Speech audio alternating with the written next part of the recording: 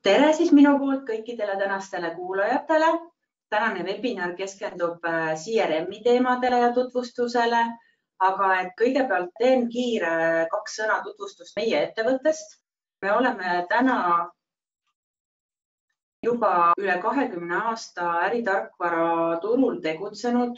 Meie meeskond koosneb juba üle 100 spetsialisti, kelle kompetents siis jaguneb siia ekraanile toodud tooteportfelli lahenduste vahel. Lisaks siis kõige suuremale lahendusele majandustarkvara tervikule, mis katab siis ettevõtte põhiäriprotsessid ja kaasnevad protsessid, on meil ka eraldi lahendus, mis me oleme loonud sellele samale platvormile ja hõlmab palka ja personali siis üle Baltikumi turu. Täna keskendume rohkem CRM-i lahendustele ja võib-olla neid tutvustangi lähemalt, aga et kõiki neid lahendusi puudutab siis ka tugevalt ärianalüüsi pool, mis siis võtab andmeid siis kõikidest lahendustest ettevõttes kasutatavalt kokku. Ja jõuamegi siis selleni, et täna räägime rohkem võib-olla teoreetilisemalt meie kogemustest, miks on valitud CRM-i lahendusi, milline ja natukene näitame põgusalt ühte vingemat lahendust ka.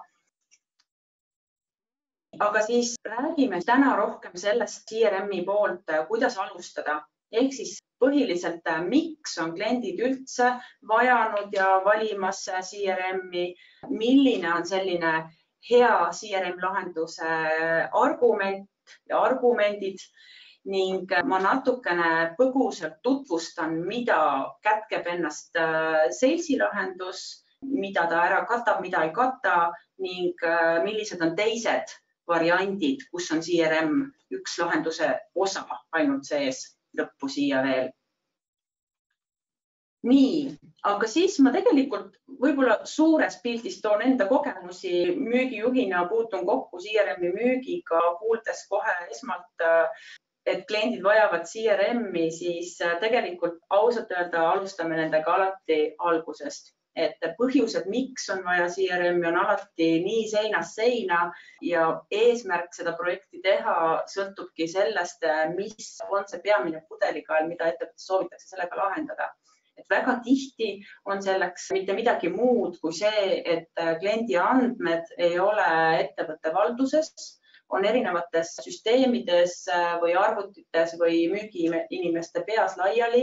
Ei ole loodud selliseid kokkuleppeid, kus neid hoida või seda lihtsalt ei tehta, mis omakorda siis tegelikult tekitabki sellise olukorra, et kui sul on vaja kliendiga seotud infot, siis see vajab suuremat detektiivitööd või siis teeb väga keeruliseks puhkuste ajal inimeste asendamise. Ja halvimal juhul, siis kui töötaja lahkub, läheb ta ettevõttest väga suure ettevõtte varaga kliendi andmete ja kokkulepetega, mida ta edasi pole andnud. Teine selline võib-olla tähtsam argument, miks CRM-i valitakse, on siis see, et soovitakse standardiseerida erinevaid müügiprotsessi ja neid etappe. Lisaks ehk siis tegelikult, et kasvav müügitiim käiks ühte jalga, et oleks võimalik tegelikult ka seda protsessi kasvatada, erinevaid inimesi sinna tiimi juurde värvata ja anda selline ettevõtte standardprotsess ette, kuidas on vajalik müüki teha, mitte lähtuda ainult mentorite kogemusest. Ning tegelikult analüütika ka, et saada aimu, mis klientidega toimub, kes kui aktiivselt tegeleb, kui koormatud on müügiinimesed, et kogu see juhtimisinfo, mis reaalajas tegelikult ettevõttele vajalik on. Ja samamoodi siis osad ettevõtted on soovinud hoopis seada personaalseid eesmärke, mis siis koondavad kokku ettevõtte üldised eesmärgid ja jälgida neid, et mitte ainult ettevõtte juhtkond ei saaks seda teha, vaid et iga inimene teaks ka omale seatud eesmärke, just mis puudutab nagu müügitulemusi, nii käibelisi kui seda aktiivsust, mida ta peab siis oma igapäevatöös täitma. Ning et see oleks nagu inimesele endale ka pidevalt jälgitav. Siis tegelikult üks väga suur komponent on selle juures see, et isegi kui müügiprotsessi pool ja kliendihalduse pool täna on väga hästi, siis võimalik, et mõni nendega seotud protsess vajab sellist kaasajastamist ja automatiseeritust, et tihtipeale on see näiteks turundus, mis vajab vingemat lahendust ja sellega seoses siis on vajalik valida endale seda protsessi katma platvorm, mis seda võimaldab, kas või siis lisalahendustena. Ja tegelikult kogu see eelnev parandab oluliselt ettevõtte klienditeeninduse kvaliteeti. Seal on võimalik ka igasuguseid kliendi tagasisidesid juurde panna lahendustena ja nii edasi. Et tegelikult kokkuvõttes, kui ma ise nagu näen, et klientidel on vaja CRM-i lahendust, siis see taandub selleni, kas neid protsesse täna ei ole üldse või siis tegelikult nad ei toimi nagu ettevõtte ootused on ja neid on vaja parandada.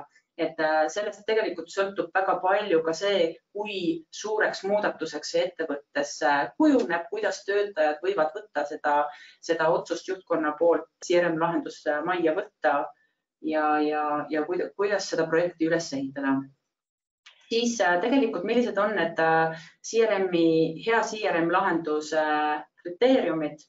Ehk siis tegelikult kõik lähtub ikkagi sellest, millised on ettevõtte ärivajadused, mida ta peab lahendama, et kus on see pudelikael täna ning kuidas siis tegelikult seda üles ehitatakse.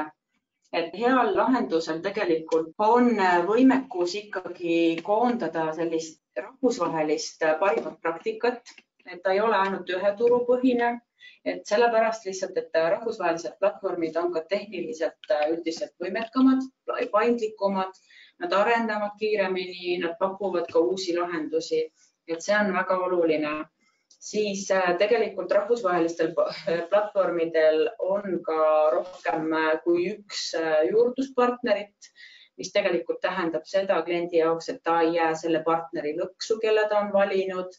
Ning juhul, kui koostöö ei suju, siis tegelikult halvimal juhul ühe partneri puhul tuleb ka lahendust vahetada, et seda riski peab samamoodi hindama. Samuti on väga-väga tähtis, et CRM-lahendus, nagu kõik teised tegelikult äritarkvarad, et kuidas ta ühildub teiste tarkvaradega. Et kui on topeltandmete sisestamist, siis see on ka topeltajakulu ja tegelikult andmete mitmekordne sisestamine on rahvusvahelise praktika järgi kõige suurem komistuskivi, mille tõttu projektid failivad. Mis tähendab tegelikult tihti seda, et võetakse CRM-i protsessi katma eraldi lahendus, aga seda integreerita näiteks muude tarkvaradega. Siis tegelikult vähem tähtis ei ole ka investeeringute komponendid, et millised on ühekordsed ja püsikulud ja tegelikult ütleme nii, et lahendused, mis on tootja poolt ka litsentseeritud, neid hoitakse nii-öelda elus, pakutakse pidevaid turvauuendusi ja tegelikult maandatakse ka lahenduse vananemise riski sellega. Et ärge kartke lahendusi, millele kaasnevad lisaks juurutusele ja arendustele ka litsentsid püsikuludena. Ja kindlasti tegelikult lõppkokkuvõttes uurige, mida kasutavad sarnased ettevõtted selle protsessi katmiseks, et tehke uuring ja et ei tasub küll uurida, et mida turul kasutatakse ja kas ollakse rahul. Siis, kui ma nüüd räägin üldisest pildist, nagu millised variandid CRM-i protsessi jaoks, sest CRM ei ole otseselt ise lahendus. CRM on protsess ettevõttes, kliendihalduse ja müügi juhtimise protsess. Siis tegelikult on selleks mitmeid erinevaid variante. Kõige sellisem esmasem on siis ERP-sisene ehk siis majandustarkvara sisse ehitatud kontaktiturunduse ja müügihaldus. Kui sellest ei piisa, siis on eraldiseisev, mis on integreeritud, kindlasti mitte nii eraldiseisev, et andmeid tuleb mitmekordselt sisestada. Ja muidugi selles mõttes väiksemad ettevõtted siis omavad küll infot müügimeeste nii-öelda peas või arvutis või erinevates salvestuskohtades mujal, aga et ta ei ole nii-öelda protsess on ikka ettevõttes olemas. Siis, aga lähme natukene lähemalt vaatama, mida pakub CRM lahendusena Dynamics Sales. Näitan ja räägin natukene, miks valitakse see. siis tegelikult võib-olla seltsi puhul ongi see, et ta ei kata ainult kliendihaldust ega müügijuhtimist ära, ta on tegelikult kogu selle kliendi teekonna terviklahendus, sõltuvalt siis sellest, kui suurt lahendust klient vajab. Et ta algab uutest kontaktidest, aga ta on mõeldud ka püsikliendi või olemasoleva kliendi ringluses olevaks kliendi teenindamiseks kuni arveteni välja. Pärast näitan ka natukene tema sellist ulatust. Ja põhjused, miks on valitud sales ja mida me välja toome alati selle eelistena teiste väiksemate CRM-ide hulgas, on siis see, et ta on ülemaailmne, rahvusvaheline Microsofti toode. Ta on väga võimekas platvorm, seega kui sealt on midagi puudu, saab sinna teha juurde. Partnerite know-how on selles väga-väga tugev. Partnerite hulk on siin kohalikul turul kui ka laiemas maailmas väga suur. Ühilduvus teiste ERP-idega on tal olemas Microsofti enda ERP-lahendustega, et Business Centralile, mida siis BC-Citera ERP-lahendusena pakub, on olemas. Pärast näitan natukene tema ulatust ka, seda saab ka muuta ja täiendada. Siis kõik võimalikud ühendused Microsofti teiste toodetega, Teams, Outlook, Excel, mida nagu igapäevaselt on vaja, et need on vaikimisi olemas, neid ei tule luua kliendi raha eest. Kasutajate litsentside skaleeritavus tähendab tegelikult seda, et on rendilitsentsid nimelistele kasutajatele. Neid saab per kuu kas siis suurendada või vähendada, et sõltuvalt siis puhtalt ettevõtte vajadusest ei ole sellist suurt investeeringut vaja korraga teha ja saab alati otsustada ümber. Ja kui ettevõte kasvab. Siis on olemas Microsofti AppSource'is erinevaid valmis äppe selle täiendamiseks. Näiteks turundusele on väga palju vingeid tööriistu, mida saab salesiga ühildada ja tegelikult terviklahendust täiendada. Aga on võimalik ka, et partner teeb, kui seal ei ole või olemas mingit väiksemat või suuremat valmis lahendust, täiendamaks seda lahendust. Samuti on see platvorm väga kiiresti arenev ja uuendav, sellised suuremad versiooni uuendused tulevad 2 korda aastas Microsofti poolt. Ja tegelikult ta keskendub nüüd põhiliselt sellele, et on rollipõhiselt üles ehitatud vastavale kasutajale. Juhid näevad oma vaadet, müügiesindajad või kliendihaldurid näevad ainult oma asju ja võimalik veel õigustega piirata. Ja lahenduse üldine kontseptsioon on selline, et mitte klient ei pea oma äri mahutama sellesse lahendusse ja oma protsessid looma vastavalt lahenduse võimekusele, vaid et see lahendus pannakse pigem tööle vastu kliendi äri ja seda toetab eriti, kui kliendil on oma välja kujunenud protsess. Et kui ei ole, siis seda projekti jooksul koostöös partneriga luuaksegi. Et projekt ei pruugi alati olla tööriista kasutusele võtmine ja seadistamine, vaid et koostöös siis ikkagi ärikonsultantidega protsesside väljatöötamine. Ja siis sellest rääkisin, et ta tegelikult katab väga suure funktsionaalsuse siis kogu kliendi teekonna uuest kliendist kuni siis olemasoleva kliendi teenindamisele. Ja ma tegelikult joonistasin siia ja tahan natuke visualiseerida ka, milline see ulatus võimekus on. Et ta katab ära siin nagu näha sellised põhiprotsessid, ehk siis tegelikult laias laastus kõik uued kontaktid, mis tulevad ettevõttesse sisse, on võimalik või siis tegelikult ka unistuste kliendid, mis on ettevõtete pipeline'is, mida väga tahetakse püüda, mida tegelikult mujal süsteemides kuskil ei ole, on võimalik võtta üles ta nii-öelda vihjena. Tegelikult panna sinna juurde ka selline kvalifitseerimise protsess, kus siis ettevõte mingis etapis otsustab, kas sa siis läheb edasi või kuidas ja samuti talletada maha, millist kanalit pidi tulevad ettevõttesse uued kontaktid. Siis lahendus võimaldab kliendihalduse poolelt juhtida duplikaate, hoida oma andmed rohkem korras, et ei oleks topelt kliente või poolikuid, siis on eraldi lahutatud ära, on ettevõtted, on isikud ja nende omavahelised seosed. Ettevõttel võib olla mitu isikut määratud ja üks selline vaike isik ja isiku pealt siis saab kätte kõik ajaloo, milliste ettevõtetega ta on olnud varasemalt seotud näiteks. Lisaks siis sinna panna juurde isikule, mis on tema amet, muud kohustused, tuua juurde organisatsiooni skeem, näiteks peakontorid on tihti teised ettevõtted. Samuti määrata kliendi poole pealt tema prioriteet, millises tegevusvaldkonnas ta töötab ja nii edasi, kuni lisateabeni ja mida iganes vaja koguda kliendi kohta on. Siis on tegelikult turundusmoodul on ka salesi sisse ehitatud. Seal on võimalik olemasoleva kontaktibaasi pealt luua erinevaid segmente ja loendeid, on dünaamilised loendid ehk siis loendid, kuhu nagu mingi vastava tunnusega kontaktid, kui uued lisatakse, on nad seal olemas, staatilised loendid, mis näiteks on konkreetselt otsuste taga, näiteks VIP-kliendid, et VIP-klienti sa tahad määrata, et sul ongi 10 VIP-klienti ja kui sa tahad, sa võid need ise muuta, need ei ole dünaamilised loendid, et mis iganes variandid kliendile vajalikud on. Samuti erinevad kampaaniad ja kiirkampaaniad ja muud kliendi poolt tagasi sidestatud eelised, kas ta tahab uudiskirja, kas ta soovib e-kirju üldse, et me saadame ja nii edasi. Ja siis tegelikult kõige suurem selline protsessiline juhtimine toimub nii-öelda müügiprojektide peal, ehk siis tegelikult salesi keeles müügivõimalused, kus siis on juba võimalik luua erinevad etapid, nende alla soovituslikud ja kohustuslikud tegevused, nendele etappidele panna erinevaid valekuid. Kui müügiprojekt suletakse, siis mis on selle põhjus, et võidu ja kaotuse põhjused, aga ka vahepealsed sulgemise põhjused, siis erinevate nii-öelda tööülesannete haldus, mida müügiisik nendes erinevates etappides peab tegema, kas siis mingid kohtumised või kõned või mõne dokumendi täitmine, et kuidas klient seda ise soovib, need seadistatakse ja neid hakkabki klient ainult kasutama. Võimalusi on seal väga palju. Ma kõikidest nendest siin allpool toodud funktsionaalsust ei hakkagi rääkima, aga kuni toodete ja pakkumiste ja müügiarveteni välja on siia siis võimalik funktsionaalsusena käivitada.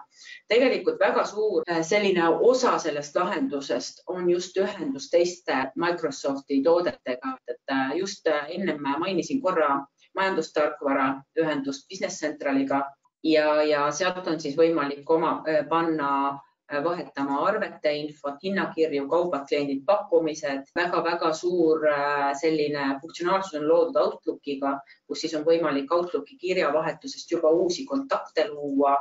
Need ülesanded, mis sa oled pannud Outlooki või salesi müügiprojekti peale, tulevad Outlooki to-do'sse või siis otse kalendrisse. On võimalik teha dokumendihaldust ja talletada tegelikult müügiprojekti peale kogu suhtlusajalugu sellest e-maili vahetusest, kas siis automaatselt või siis käsitsi, et selle valib klient. Samuti tegelikult kõik kõrvallahendused, väiksemad äritarkvarad, mis kontoris kasutatakse, on SharePoint, OneDrive dokumendihoidlatena, on võimalik panna juurde failidena dokumente, on võimalik luua linke, kus need dokumendid OneDrive'is või SharePointis asuvad või Teamsis, samuti OneNote'is või siis tegelikult ka on võimalik kõiki loendeid saata Excelisse, seal töödelda ja importida andmeid tagasi ja teha ka dokumendi mall Wordile. Ja tegelikult üsna suur osa on sellest lahenduse võimekusest ka kogu selle infobaasilt, mis siin kasutatakse analüütika pool. Et sinna on sisse ehitatud tegelikult kogu need müügitoru visuaalid ja standardis kasutatavad lahendused on tuunitavad kliendipõhiseks. Samuti on tal tegelikult olemas integratsioon Power BI-ga ja neid ärianalüüsi lahendusi saab sinna veelgi juurde tuua, kui nendest olemasolevatest ei piisa. Et neid saaks iga kasutaja ja juhtkond pidevalt jälgida. Nii, ja tegelikult nüüd ma tahakski tuua siia natukene näiteid sellest salesi lahenduse enda vaadetest. Ma demona seda lahendust otse lahti ei võta, aga ma kuvan teile sellised tähtsamad kohad, mida ma arvan, et sellest lahendusest kõik kliendid tahaksid näha. Et kliendikaart on selline põhiline info kogumise koht. Loomulikult seda infot, mida iga klient hoiab oma kliendi kohta, see on kõikidel erinev ja seda siin neid võimalusi ja neid välja on väga palju. Põhiline on see, et ettevõtte üldandmed oleksid olemas, aga et siin üleval on võimalik nagu Exceliski erinevaid tääbe ja neid infosid siia talletada, võimalik teha tegevusvaldkondade kohta erinevaid puid, neid analüüsida, võimalik igasuguseid erinevaid lisatunnuseid ehk siis ärisuhteid ja koguda infot, mille iganes kohta põhimõtteliselt. Samuti on siin üleval paremal välja toodud, kes on selle nii-öelda ettevõtte müügiisik minu ettevõtte siseselt, kes selle kaardi andmete eest vastutab, ehk siis tegelikult on sales lahenduse mõistes on lahenduse erinevatel andmetel olemas omanik ja kui minnagi kliendi kaardi pealt otse, ehk siis ettevõtte kaardi pealt otse siin sellele müügitääbile, siis kõik projektid, mis on pandud siia sellele kliendile üles, koondatakse siia üldvaatesse. Seega ei pea filtreerima välja müügiprojektidest selle kliendi kohta olevad projektid, vaid et see on kliendi kaardilt otse trillitav, et millised on. Kui siin oleks 10 projekti, siis need kõik oleksid siia kuvatud. Võib-olla nendega tegelevad kõik erinevad müügiisikud. Need on siin olemas erinevates faasides, erinevates eelarvetes ja siis on näha, mis on selle kliendiga toiminud. Kui ma lähen selle kliendi peale korra siin tagasi, siis siin keskel jookseb kogu ajalugu, ehk siis tegelikult üle ettevõtte on näha see tegevus või tegevusetus ja võimalik seda analüüsida. Nii, ja siis ma tahtsin veel näidata, et kui ma olen need müügiprotsessid üles pannud erinevate nii-öelda projektidena või võimalustena erinevates valdkondades, erinevate inimesed tegelevad, siis tegelikult minu kokku lepitud protsess, mis võib olla ka 1+N arv ettevõttes, on uue kliendi protsess, on püsikliendi protsess, on lihtsastatud protsess, on väga-väga suur kliendi, väga pikk protsess või hankeprotsess. Et protsesside arv võib olla erinev, võib olla algselt neid vähem, võib olla hiljem juurde tehtavaid, aga et see jookseb siin üleval, põhimõtteliselt sa saad projekti peale vaadates kohe aru, mis selle projektiga toimub, mis faasis ta ka on, kes taga tegeleb, mis on eeldatavad kuupäevad, millal see müük realiseerub, kes on kliendi poolt see kontaktisik, milline on tõenäosus, et hinnata nii-öelda tulevaseid rahavoogusid ja selline põhiolemus sellest projektist on siin kohe kättesaadav. Ja siis jätkame siin tegelikult selle sama kaardi peal on võimalik müügiinimesel endal planeerida oma tegevusi. Näiteks siia ma tõin sellise näite, kus on siis kliendile planeeritud üks kõnevõtt ja see järgmine tegevus siis kuvatakse kõige alguses. Niimoodi, et kui sa lähed selle müügiprojekti peale, siis sa näed kohe, mis on tegelikult järgmine tegevus, mis on selle kliendiga plaanis teha. Aga siin all on võimalik ka filtreerida välja, millised on need muud tegevused ja tegevuste planeerimine siis, neid on võimalik lahterdada väga erit liiki, ehk siis tegelikult sa saad panna kõik oma kohtumised. Kohtumised liiguvad otse Outlooki kalendrisse automaatselt siit lisades, telefoni, kõned, tööülesanded ja muud tegevused on siis Outlooki to-do'st leitavad hiljem, aga tegelikult saab kõike seda juhtida ka otse salesist. Et see on nagu müügiinimese enda mugavus või harjumuspära, kus ta oma tööd nagu teeb. Osa eelistab ainult salesis töötada, aga kui sa nagu oled igapäevaselt harjunud väga palju Outlookis töötama, siis tegelikult saab Outlookis samamoodi oma tööd tehes ja salesi ja need infot kõik jõuavad. Et ma siin tegelikult toongi selle näite, et kui nüüd seesama müügiprojekti peal on pandud siin näiteks tööülesanne või siis näiteks kõne, siis Outlookis, kui tuua nähtavale endale see to-do plaan, siis tegelikult siia kuvatakse nüüd kõik muud tööülesanded või tegevused, mis on müügiprojektile või müügiprojektide üleselt sellele müügiisikule planeeritud, kas siis enda poolt või siis kellegi teise tiimiliikme poolt pandud, et kõik tulevad siia ja neid on siis võimalik planeerida oma kalendrisse vastavalt siis oma võimalustele, kus sa kalendris aukusid näed. Selle sama taski pealt siit näed, mis soovitav aeg on nagu planeeritud salesi poolt, aga tegelikult ta on drag and dropitav siia Outlooki niimoodi sellele ajale, kus on vaja ja muudetav ka. Et need pointid on siin kohe kalendris olemas, aga need muud asjad lähevad to-do'sse. Ja tegelikult kõik need ülesanded on üleval ja avatud aktiivsena senikaua, kuni müügiisik vajutab need tehtuks. ja tehtuks ta vajutab kas siis Salesis otse, kui ta läheb oma tegevuste loendisse või siis otse Outlookis sellest samast to-do listist. Et see on hästi mugav ja seda kindlasti väga palju kiidetakse. Selle kohta on meil ka eraldi webinar ja tasub vaadata, mida see integratsioon endast hõlmab. See on kindlasti väga suur müügiargument, mis kõnetab müügiisikuid, kui juhtkond teeb otsuse, et CRM-lahendus tuleb juurutada, et kuidas siis terve meeskond paati saada. Et nende enda töö läheb selle võrra hõlpsamaks ja see kindlasti seda tagab. Ja tegelikult analüütikast ei olegi selliseid konkreetseid muid näiteid, kui ma ei saa kliendi näiteid siia tuua, vaid pigem ma pean tooma selliseid üldiseid, mis siis lahenduse toote kohta on nagu näha, et need siis vaikimisi jooksevad kliendi andmete pealt, just need, mis on loodud sinna sisse ehitatud juba vaikimisi. Kui kliendil on andmed sees, siis need tulevad siia. Klient saab ise valida lihtsalt, millised filtrid tal peal on, mida ta tahab siin muuta. Iga kasutaja saab enda jaoks neid muuta, kui ta tahab neid pöörata ja muuta seda kuvamisvormi. Ehk siis tegelikult on võimalik erinevaid visualiseerimisvahendeid kasutada, tuua tegelikult lisaks veel välja kasutajale endale tema erinevaid loendeid, et mõni inimene tahab hoopis nimekirjas töötada, mõni tahab selliseid pirukaid vaadata, et kuidas kellelgi mugavam on, aga ettevõte saab anda mingisugused vaikevaated ette. Oluline lihtsalt on, et kui otsuseid vastu võetakse, siis kõik oleksid sama info pealt tehtud, et sõltumata siis sellest, kus siis seda infot vaadatakse. Ja tegelikult lõpetuseks, Sales on üks variantidest CRM-i katma ja ta tegelikult katabki ära kogu selle kliendi enda teekonna ja müügiprotsessile peamiselt keskendunud. Aga Microsoftil on veel tegelikult lahendusi, mis sisaldavad CRM-i protsessi.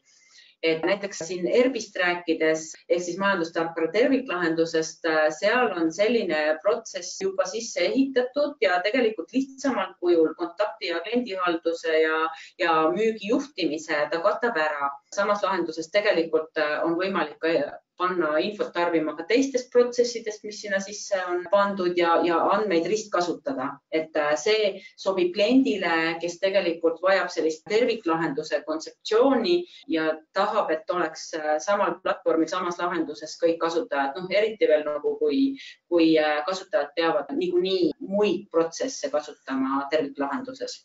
Siis tegelikult on meil suurem lahendus, mis katab ära CRM-i projektipõhiste toodete ja teenuste müüjatele ja kes peavad siis selle projekti hiljem ka pärast müüki ellu viima.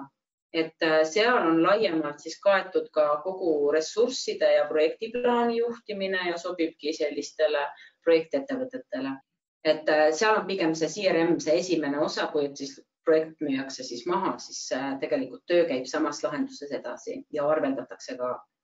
Siis Dynamics 365 Field Service on sellistele ettevõtetele, mille põhifookus on pigem järelteenindusel ja pigem sellistel hooldustel, regulaarsustel ja kus siis seda tööaega registreeritakse ja juhitakse peamiselt. Project Operationsis kui siis Field Services on tegelikult kogu see, mis ma siis selles topoloogias või lahendusulatuses näitasin, on see ka olemas, aga lisaks on seal väga palju muud. Ja kui rääkida siis veel mõnest lisalahendusest, siis Customer Service on mõnevõrra sarnane Field Service'i lahendusele, aga et ta on mõeldud rohkem vahendaja rolli kaudu nende teenuste juhtimiseks, näiteks kõnekeskused online, kes vajavad sellist lahendust, siis pigem mitte Field Service, vaid Customer Service ja viimane, mis ma siia olen välja toonud, Customer Voice ei ole eraldi lahendus, vaid pigem on selline lisamoodul, mis siis on võimalik ühendada kõikide nende eelnevate toodetega, millest ma siin rääkisin ja tema siis keskendub siis kliendi tagasiside ja selle analüüsimisele, et ta nagu eraldiseisvana juurutatud ei ole, aga ta on võimalik siis Salesile ja nendele teistele Dynamicsi toodetele täiendavalt juurde installida. Nii, ja tegelikult oma selle sisupoole ettekande ma olen tänaseks lõpetanud. Veel rohkem infot, millised lahendused on, mida nad hõlmavad ja mida on kirjutanud oma projektidest ja oma lahendustest ja võimalikest võidukohtadest meie kliendid, saate siis meie veebilehelt, mis keskendubki just CRM-i lahendustele siia ekraanile toodud. Siis tegelikult mina tänan kõiki kuulamast ja aitäh!